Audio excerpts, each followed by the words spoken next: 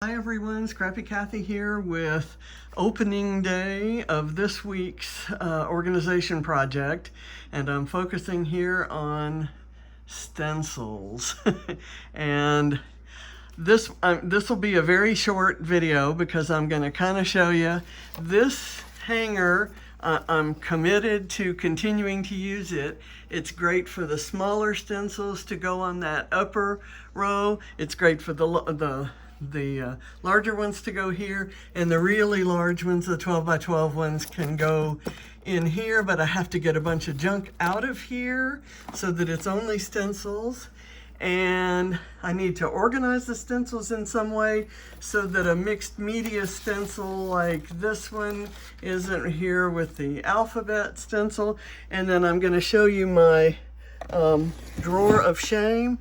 This is a drawer of stencils I've used recently, and after I used them I put them in here. It includes masks and stencils that I've made myself, including one I used this morning in a video.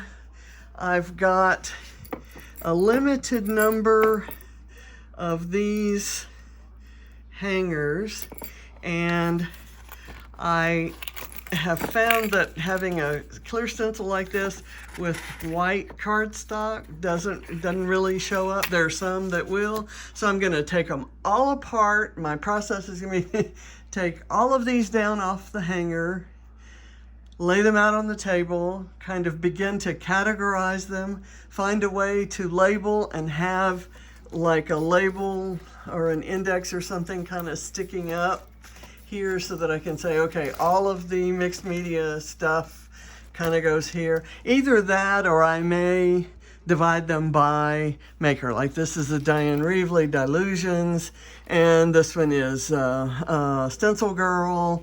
And I know the types of stencils that each of those people make, but I think more than that, I'm probably going to categorize them in some way, and I'll have something like this one is, you know, kind of basic shapes, and it's got 3-hole punch, so I had been keeping it in a binder, and I have a pre-owned school binder that would hold things this size. And so there are several different ways I could approach this, but the goal, as with everything, is for there to be first of all a more orderly organization of them, and a usable, practical one, something that where I can find things that I'm looking for easily, and that I know exactly where to put something back.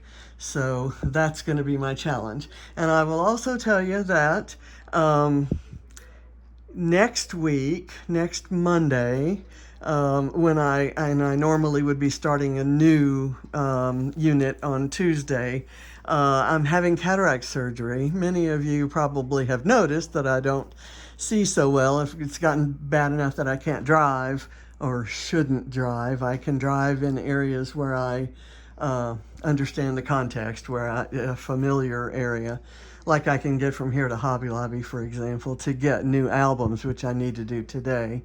But anyway, so I'm having that surgery, and until I get it, that's going to change my eyes, and until I get corrective lens that for the new eyes that I have after Monday, I won't be able to see, and I'm going to be discouraged from doing this kind of seeing and working. So I'm going to try to still open up a new unit, and on Saturday I'll definitely be giving you a progress report on this one, but I don't know about next week. We'll see what happens, but I'll probably do a video on Tuesday just to kind of let you know where things are. So thank you for watching.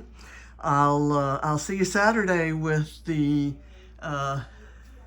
with what I've done here. I expect that I will use some cardstock. Like this is a stencil, for instance, that I used to paint the flowers on a playhouse that I fixed up. It was an old tool shed that I made into a playhouse for the girls in 2000, I guess it was Christmas of 2008. So, you know, I've got stencils that I use for scrapbooking, stencils I use for art journaling, and stencils I use for other things. And I may kind of try to get this down to just the art journaling and scrapbooking ones, and then other utilitarian ones can kind of go in more off-site or not quite so handy. I want to keep handy. My rule in all of this is to keep handy all the things that I use frequently, and hopefully this will answer that. So thanks for watching. See you Saturday. Bye.